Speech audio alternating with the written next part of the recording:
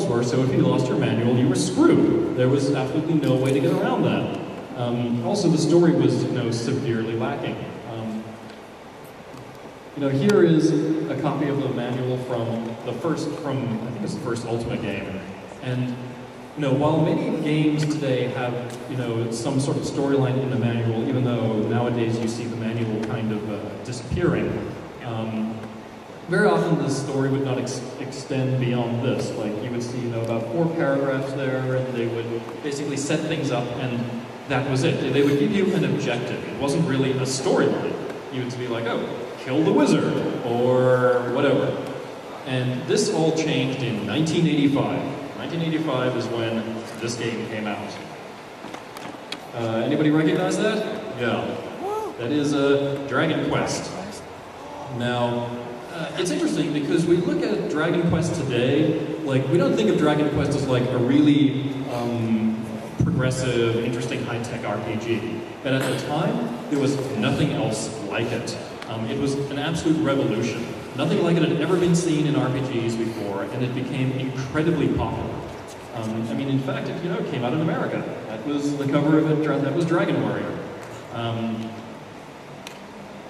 And it was much more toned down from, an anime look. It was, they didn't, want to admit that it was from Japan. And, if anybody here is familiar with Dragon Ball Z, I'm sure we all are. The artist for that did work on Dragon Quest and has done work on every Dragon Quest since then.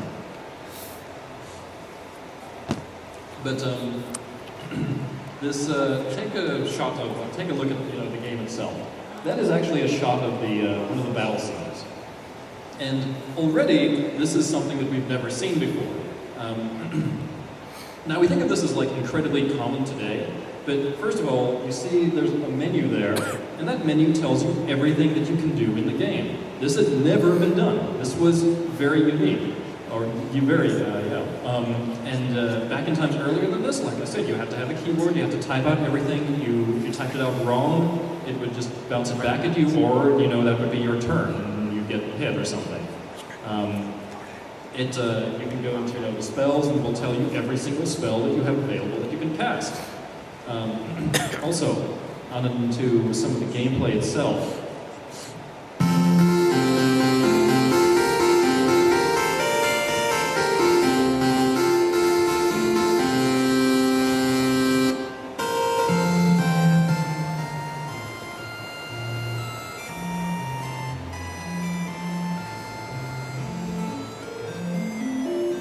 Let's see, how long does it take you to actually get to playing the game?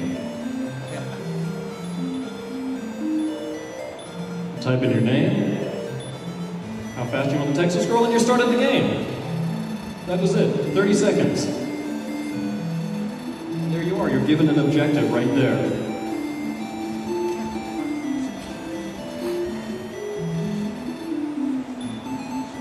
Now, the storyline of Dragon Quest, the first one might have not been, terribly amazing necessarily, but it had something there. It had something more than just a plain objective to go from one place to the next. But that would change quite drastically as well. And very, very shortly after this, and there was a very ironically named RPG that would come out that very shortly after this, headed up by this guy. That dashing-looking man there is a man named Hironobu Sakaguchi. Anybody know who this guy is? Yes. Wow, really? He worked for a small company. You might have heard of this company. This company was called Squaresoft. And it put out basically 2 types of games, racing games and porno games. And people don't remember that, but they put out porn games way back when. In a last-ditch effort to keep the company going, though, they put out an RPG. And this was, their final chance for this, so they put out this RPG called Final Fantasy. So that's probably what I assume what most in this room are familiar with, right? Yep. Okay. So Final Fantasy is basically the undisputed king of the Japanese RPGs for now. We could do, an entire panel about Final Fantasy. In fact, earlier today, I believe, there was the evolution of Final Fantasy. That's just a small part of it. You could do an entire panel on Final Fantasy music. I missed that too. And it's very interesting, the Final Fantasy series, because it acts as kind of a barometer for the rest of the JRPG industry, and almost the rest of the game industry. When a Final Fantasy game is doing really well, the rest of the Japanese game industry is doing really well too. When they're struggling, then you know the rest of the industry is struggling as well. Also, the battle system for Final Fantasy changes entirely with every game, and it's very strange how it changes. I'm sure we all understand this. It's not like an evolutionary process. It's not a process where they take a few things from the previous game and put it into the other game and take out the things that didn't work. They change it completely every time. However, that is a discussion for possibly another time. Another series that came out around this time that came out for consoles. This is the Makai Toshi Saga series. It was later released. This particular game was later released in America as Final Fantasy Legend. Anybody play this game? Did you guys like it? I see a couple of shakes. Other people didn't respond, so I'm going to say that was a no. Anybody here played the other Saga games? Wait, do you mean Saga Frontier? Saga Frontier was one of them. Oh, I played the new, well not new, but the PS2 one. It was really weird. The PS2 one, you didn't like it? It was just very, it was too different, I guess. Yeah, these games have always been like very weird games, very non-linear. The Saga games have always had a kind of a hard time. Yeah, Saga Frontier, that was released in the 90s. That was followed up with one of the most beautiful looking boring games ever, Saga Frontier 2. And then you know this was the PS2 one, Saga, or Unlimited Saga. And the Saga series, it's kind of one of Square's dead licenses. Like, I don't believe that there's been anything Saga done in quite a while. The series is known for having this very, very open gameplay, very little direction, and it's also the first RPG that I could find that uses a scaling difficulty system. So the more you leveled up, the more your enemies leveled up, and you would later see in games like Oblivion and Fallout and Final Fantasy VIII even used this, and other games. And then there was other series that came out, you know, on a smaller scale. This is actually one of my favorite JRPG series. This is the Tales of series. Anybody here like this series? Or awesome, I like you guys. We like you too. I love this game series a lot. It doesn't get the respect it deserves, I think. But this is very much more action-based RPGs, and with very by-the-book RPG storylines. I mean, every single storyline of these, as far as I can tell, is pretty much the exact same. Like, you start out on, you know, a quest, and at the middle point you accomplish this, and whatever you accomplished screwed things up so badly that you have to spend the rest of the game undoing what you did. That happens pretty much in all of them. But it has it's a great fluid fighting system. I really liked it. It was all side-scrolling, and then this series came out, which also has been around forever and ever and ever. That is Shin Megami Tensei. So, how many people here are here because they thought this was going to be a Persona panel? Okay, good. But how many people here is Persona is their favorite series? You said something already, you're lying. I love every single JRPG, so yeah, very much. That's okay. So, I mean, how many people here like have played a Persona game before? Date. Okay, like, how many people here was it like Persona 4? Okay, Persona 1? I played everything Persona. 1 and 2 came out for the PSP, yeah, they did. Those were PS1 releases, weren't they? Yeah. I know this audience is full of people that are just ready to school me on if I get something wrong, so I need to be careful. But yeah, the Shin Megami series started as a light novel series, or actually, I think it was actually a regular novel series called Digital Devil Story by this lady, Aya Nishitani. And it is considered kind of Japan's sort of third tier of their big JRPG series right after Final Fantasy and Dragon Quest. And in Japan, Dragon Quest is much, much bigger than Final Fantasy is. So this series has actually been around for over 20 years. It started in 1987 with the game Digital Devil Story Megami Tensei. And the series has been, I like to call it like demonic Pokemon. Because the objective is to kind of collect demons and summon them back. And it's gotten a lot of notice recently due to Persona 3 was really kind of where it hit off more recently. I know that the earlier Persona games, some of them, Persona 2 got a weird release in America where like half of the game was released and they changed it around quite a bit and the other half wasn't, but then that was rectified recently. But you see a lot of Persona cosplay. And I was always hoping that someone would just go up there and just do do a cosplay skit and do the ultimate cosplay skit where they just blew their brains out right on stage. But so far that's not happened, at least not that I know of. Anyway, this is an older version of one of the games, so I'm sure someone in the audience can tell me exactly which version this was. I believe it was an SNES game. But yeah, you can talk to the demon, you can reason with them, you can fight them, you can try to collect them.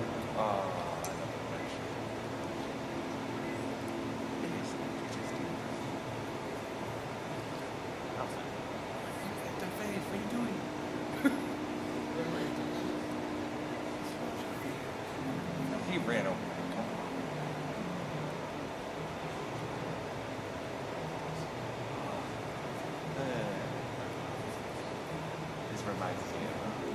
So who here has played any of the Shin Megami Tensei games that was not a Persona game?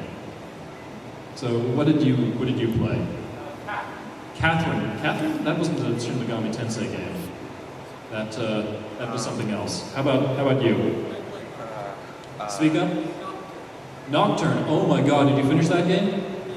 Oh my God, you've got my respect, sir. That is a hard game. Anybody else? You way in the back. Digital Devil Saga. Did you play both parts? Oh. That was a weird one because by the time part 2 came out, part 1 was already out of print. And you, the guy that likes everything? Devil Summoner. Devil Summoner. That was the DS one, right? No, Devil Summoner was for the PS2. Yeah, PS2. Okay. But anyway, this is some of the gameplay. Locusts. These are notoriously difficult games, and see, the problem is with these articles is that they might not necessarily be inaccurate, but they aren't necessarily too accurate either. See, one of the big problems with JRPGs is that localization is incredibly expensive. And you have to hire translators, and you sometimes have to hire artists and teams of people to get material translated and put out there. And the problem is that the audience is very small. I mean, we're at, kind of one of the core demographics, and, we can't even fill a room of it. Although I'm actually amazed that there are as many people here as there are. Thank you all very much for coming. But this is not, stuff that your average gamer is going to play. It's largely, a very core sort of group of hardcore gamers and anime gamers. A lot of them are probably going to play more, Call of Duty type stuff. Although, if anybody here has been playing games for, probably 15 years or so, you might remember that one of the biggest games that came out in, 1994 or 5 was Final Fantasy VII. Speaking of Final Fantasy, this game came out. Yep. Final Fantasy 13. Now, show of hands, how many people here have played this game? Keep your hands up. How many people, put your hands down. No, keep your hands up. Put your hands down if you didn't like the game. Okay, that's interesting. Okay, this game has caused a lot of controversy. Thank you all for that little moment there. This game was definitely not a financial failure. This game was a big success, but it was also considered a critical failure. In that, while a lot of people bought it, not as many people liked it.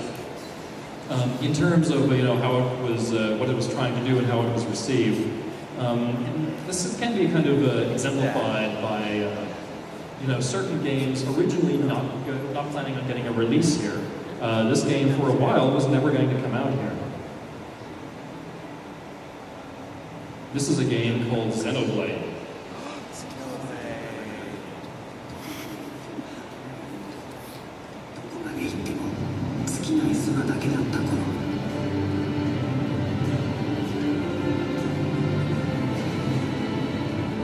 宇宙の巨大な神が生まれた。巨神と鬼神、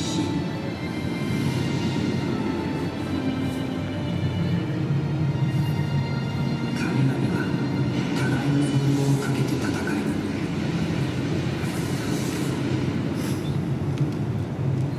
そしてムクロとなった。それから幾万の昼と夜を経た今、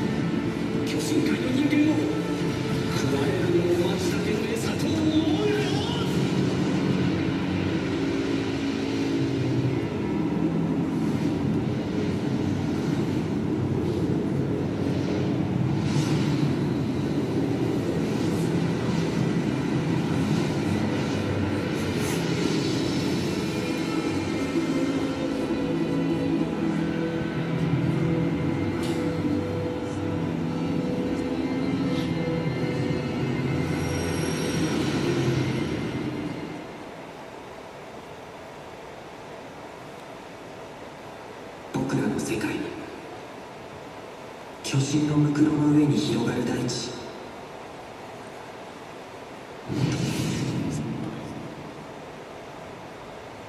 So that game finally is coming out here, and Nintendo finally decided to, give something back to the fans once in a while.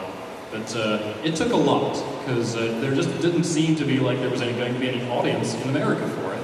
And some of the reasoning for that apparently came from the fact that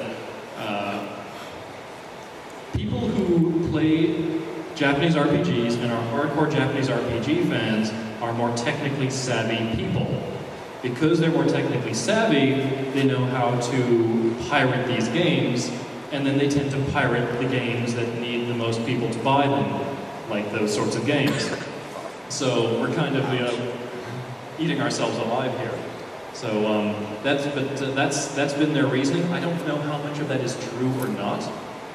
But I want more Japanese RPGs to come out here. Like there's this one that I'm really looking forward to. This is called Ni no Kuni.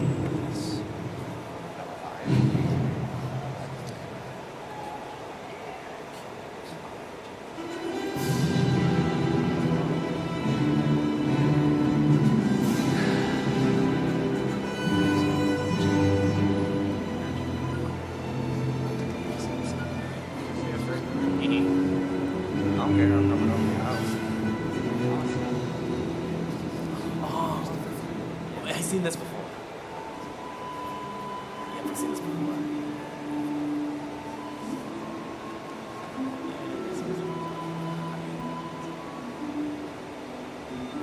Not sure.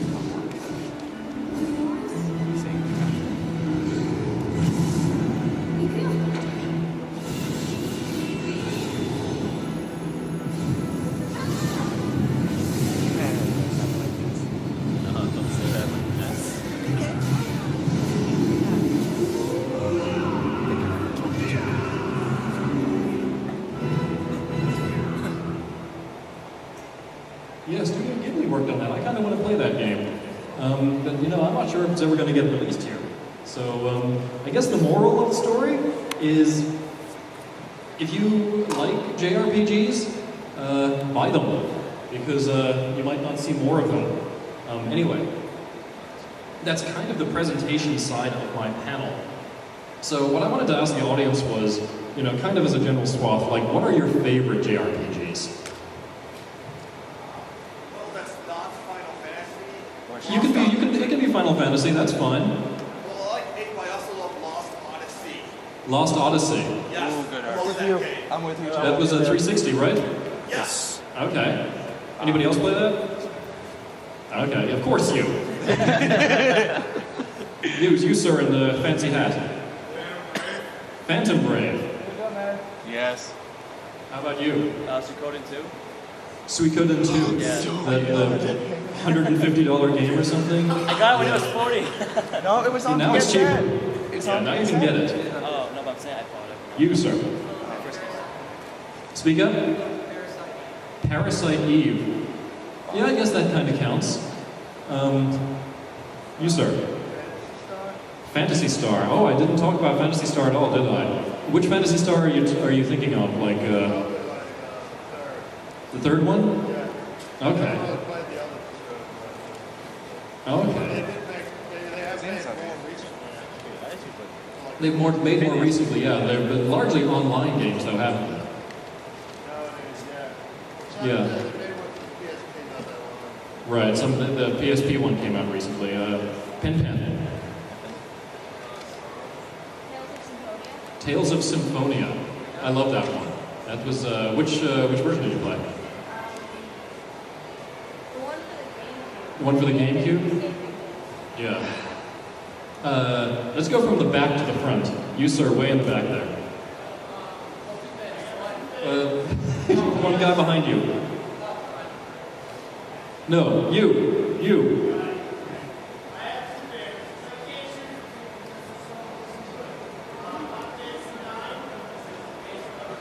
Final Fantasy IX and Dragon Quest VIII. That's an interesting selection there. And then you.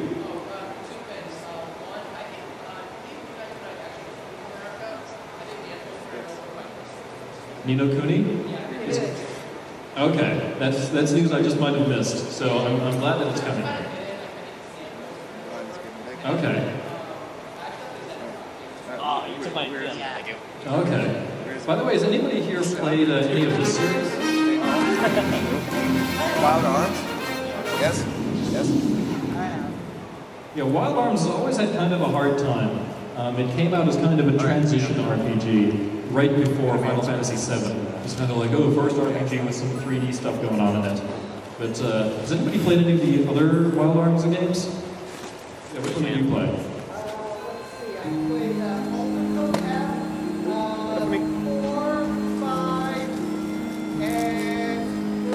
You're nuts. That's good. But yeah, I think I only played the first one of these. And I liked it, and people have said good things about it. And now, if you want really crazy people like this RPG series. Oh, I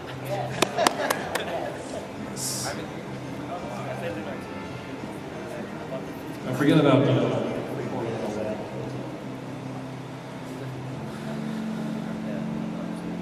but yeah, Lunar. Probably the most well-known and well-liked RPGs compared to how few games have actually come out for them. I mean, there's only been, 2 official Lunar games? And all the rest were side games? Maybe some crazy Lunar fanboy can throw a brick at me and tell me otherwise. But I haven't had any bricks yet, so I'm probably right.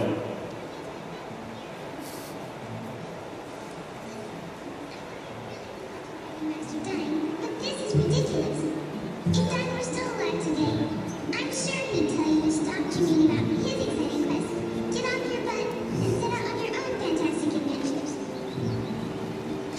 I know you have the courage to be a great hero, just like Dine. So what's holding you back? No concern for if it fit the voice flaps or not.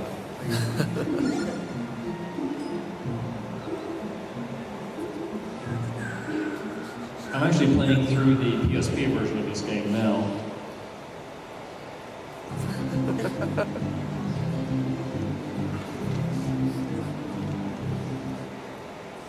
But Lunar, not a bad series, maybe a little bit, considering the rabidness of the fans for it, a little bit much, I think.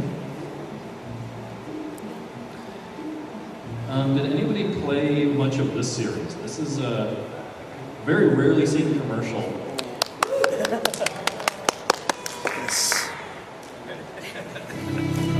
Okay, this is the French version.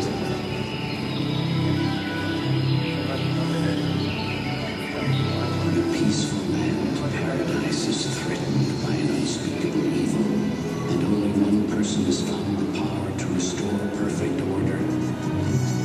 Did you actually adventure game for your Super NES